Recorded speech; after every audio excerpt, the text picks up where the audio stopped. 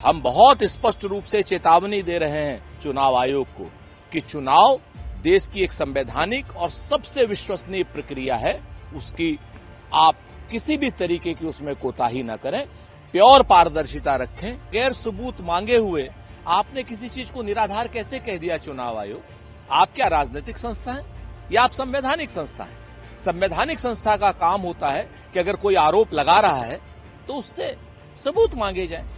उसको ये मतदाता कहां गायब हो गए, कैसे गायब हो गए, ये चुनाव आयोग को बताना पड़ेगा। कितने डुप्लीकेट मतदाता है, यानी जो स्थानापन्न हो गए हैं, और जिस मतदाताओं को ये लोग ये कह रहे हैं कि वो लोग परमानेंट शिफ्ट हो गए, तो कहां शिफ्ट हुए? मतदाता सूची में आधार कार्ड को क्यों नहीं शामिल किया गया है? क्योंकि जो 65 लाख मतदाता, उसमें बड़ा वर्ग जो है वो शायद अपना प्रमाण पत्र नहीं दे पाया होगा। यही सारी की सारी जो बेईमानियां चुनाव आयोग करने की कोशिश कर रहा है, इसी को लेकर के हमारा जन जागरण अभियान 10 तारीख से शुरू होगा। श्री राहुल गांधी जी और तेजस्वी यादव जी के नेतृत्व में हम बहुत स्पष्ट रूप से चेतावनी दे रहे हैं चुनाव आयोग को कि चुनाव देश की एक संवैधानिक और सबसे विश्वसनीय प्रक्रिया है। उसकी आप किसी भी तरीके की उसमें कोताही न करें, प्योर पारदर्शिता रखें।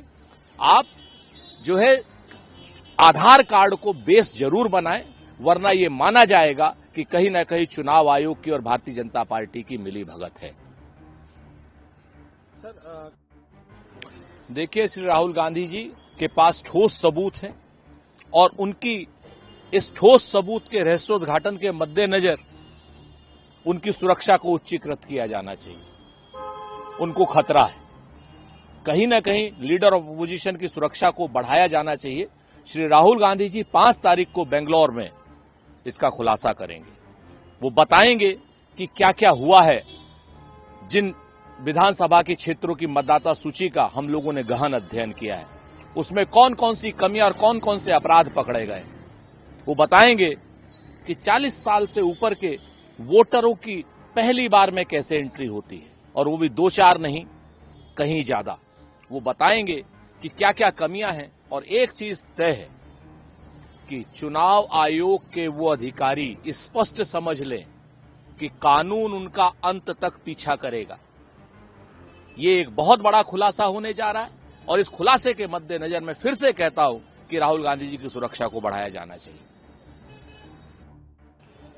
बगैर सबूत लिए हुए, बगैर सबूत मांगे हुए आपने किसी चीज को निराधार कैसे कह दिया चुनाव आयोग?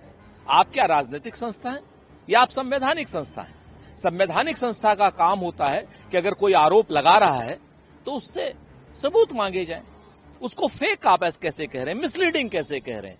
इन सारी बातों से स्पष्ट हो रहा है कि चुनाव आयोग में बैठे कतिपय कुछ अधिकारी घबराए हुए हैं, बौराए हुए हैं, और कहीं ना कहीं अब सत्ता का भी समर्थन संविधान के सामने किसी को नहीं मिलेगा। इस चीज को ध्यान रख लें, और पहले सबूत मांगना चाहिए चुनाव आयोग को, क्योंकि चुनाव आयोग स्वतंत्र संवैधानिक संस्था है, राजनीतिक संस्था नहीं है।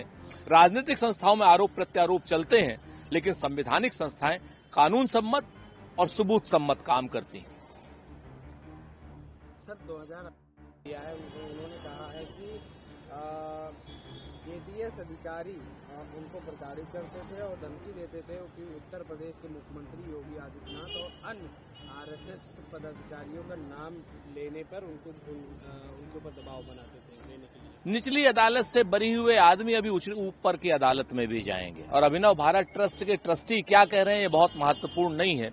महत्वपूर्ण ये है कि कानून में लचर पैरवी क्यों हुई। महत्वपूर्ण ये है कि कानून में इस तरीके की लचर पैरवी हुई है, और महाराष्ट्र की सरकार ने एक लचर पैरवी और की थी ट्रेन ब्लास्ट के मामले में, उसके भी सारे आरोपी छूट गए थे। तो जिस तरीके से उनके खिलाफ सरकार सुप्रीम कोर्ट में गई है महाराष्ट्र की सरकार, उसी तरीके से मालेगांव ब्लास्ट के आरोपियों के खिलाफ भी सरकार उच्च कोर्ट में जाए, ताकि दूध का दूध और पानी का पानी हो सके। और केस की पैरवी मजबूती से करेंगे तो अभिनव ट्रस्ट का भी दूध का दूध पानी का पानी हो जाएगा, आरोप का भी दूध का दूध पानी का पानी हो जाएगा, और जो लोग भी इसके दोषी हैं उनको कठोर संविधान सम्मत सजा भी मिलेगी। फैसले में विशेष अदालत ने कहा कि एसटीएफ अधिकारियों द्वारा जो अधिकारियों पे जो आरोप लगाए गए उसके कोई सबूत नहीं। बड़ी साफ सी बात है, अगर एसटीएफ अधिकारियों के ऊपर जो आरोप लगाए हैं तो स्पष्ट होता है कि प्रज्ञा सिंह ठाकुर जो है मूल रूप से कहीं ना कहीं राजनीतिक आरोप लगा रही हैं और अपने आप को राजनीति में ध्यानाकर्षण करने की बात कर रही हैं। मालेगांव विस्फोट अगर इन आरोपियों ने नहीं किया तो सरकार को बताना चाहिए किन लोगों ने किया। क्या किसी भूत ने किया, प्रेत ने किया, जिन्न ने किया? आरोप आप बरी तो कर रहे हैं, लेकिन इसका मतलब यह है कि सरकार की एजेंसियां क्या दबाव में काम कर रही हैं? सरकार की एजेंसियों के पास सबूत नहीं है या सरकार की एजेंसियों के पास कोई प्रमाण नहीं है? हेमंत करकरे जैसे लोगों ने इस चीज का वो किया है, खुलासा किया था, जो शहीद हो गए हैं।